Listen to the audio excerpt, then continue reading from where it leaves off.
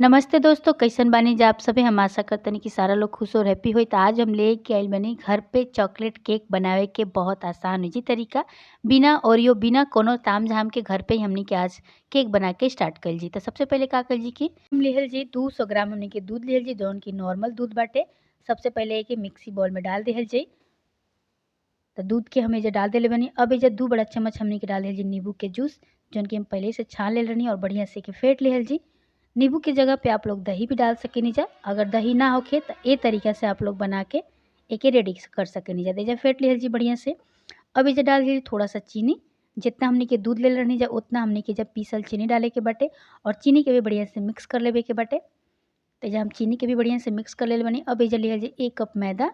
आप मैदा के जगह पे आटा भी ले सकेनी जा और सूजी से भी ए मिल्क केक के बना सकेनी जा। तब सबसे पहले का कइल जी कि छन्नी से सारा मैदा के छान लिहल जी चम्मच की मदद से। आप लोग पहले से भी छान के में डाल सकेनी जा। तेजा हम मैदा के बढ़िया से छान ले बनी। ये देखिए, तेजा हम मैदा के पूरा तरीके से छान ले बनी। अब एजा हमनी के 2 बड़ा चम्मच लिहल जी कोको पाउडर। कोको पाउडर ना होई तो एजा आप लोग ओरियो बिस्किट के भी मिक्सी जार में पीस के ले सकेनी जा। और अगर वो भी ना हो के आप लोग के पास तो एजा कॉफ़ी पाउडर भी डाल सकेनी जा। अब बढ़िया से का कइल जी कि छान लिहल जी कोको पाउडर के। अब एजे सबके का कइल जी कि मिला के फेंट लिहल जी। त हैंड बीटर से के बढ़िया से फेंट लेब जा, चम्मच भी ले लेब जा।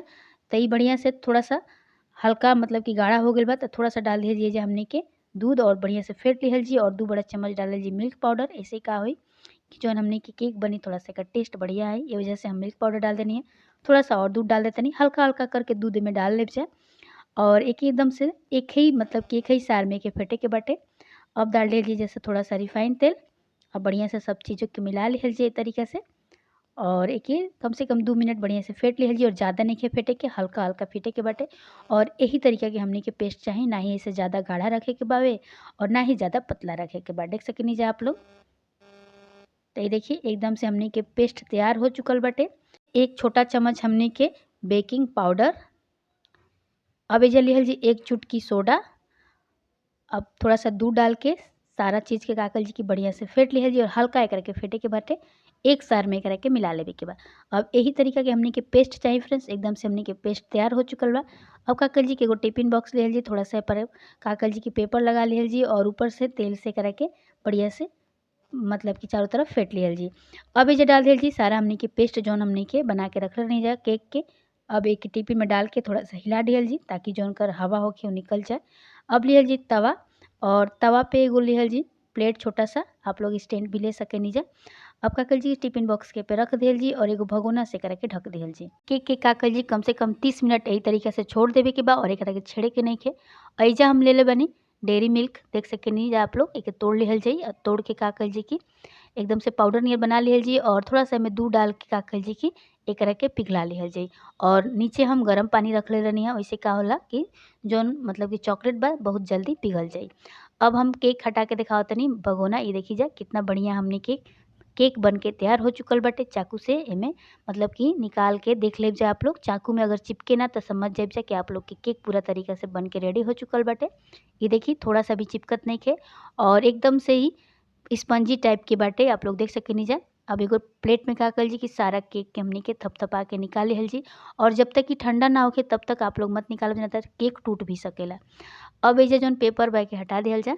तो आप लोग देख सकेनी जा फ्रेंड्स, हम पेपर के हटा के आप लोग के दिखावत तनी। ये देखी कितना बढ़िया हमनी के एइजा चॉकलेट केक बन के तैयार हो चुकल बाटे। एकदम से स्पंजी बनल बा। ई देखी कितना बढ़िया कुक भइल बाटे, मतलब कि बढ़िया से ही पाक गइल बा। ई देखी जा कितना अच्छा हमनी के मिल्क केक बन के तैयार हो चुकल बा घर पे बहुत आसान तरीका से और एकदम से घर के ही सामान से हमनी के बना के तैयार कर लेले बनी जाई। देखिए कितना बढ़िया से फूलल बाटे। देखिए आप लोग चाही तो 3 लेयर में काट सकेनी जा अपना हिसाब से। अब एगो हम स्टैंड लेतनी। अब एके का कइल जी कि एकरा ऊपर हमनी के जौन चॉकलेट के मतलब कि पिघला के रखले रहनी जा का कइल जी कि डाल दिहल जी तरीका से और जौन सारा चॉकलेट बाटे ई जाके प्लेट में गिर जाई। ये देखिए कितना बढ़िया से हम एके डाल देले बनी। अब का कइल जी कि एकरा के फ्रीजर में रख दिहल जी कम से कम आधे घंटा खातिर।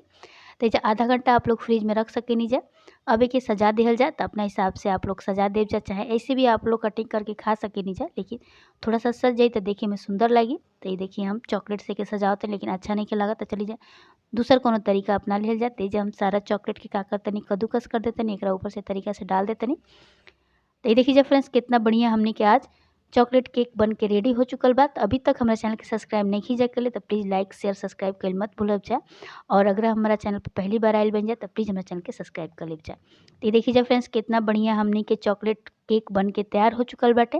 तो अगर आज की रेसिपी आप लोग के पसंद आई होखे तो अपना दोस्तों में भी शेयर करी जाए और हमरा कहला पे एक बार ज़रूर ट्राई करी जा। और जैसे हम बताओ तनी वैसे अगर आप लोग बनाए जा तो आप लोग भी पहला बार में ही चॉकलेट केक बनावल सीख जाए जा।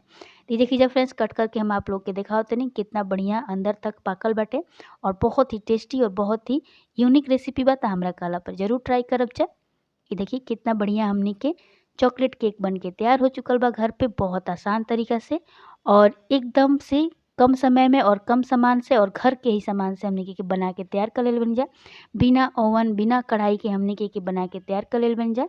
तो हमरा कला पे आप लोग भी ज़रूर ट्राई करी जाइए। देखिए कितना बढ़िया हमने के केक आज बन के तैयार हो चुकल बा बहुत ही टेस्टी बाटे। तो यस के तब बहुत ही ज़्यादा पसंद आवेला खेबा। तो अगर आप लोग के भी घर पे बच्चा होखन तो ज़रूर बनाई जाए और बच्चन के खिलाई जाए।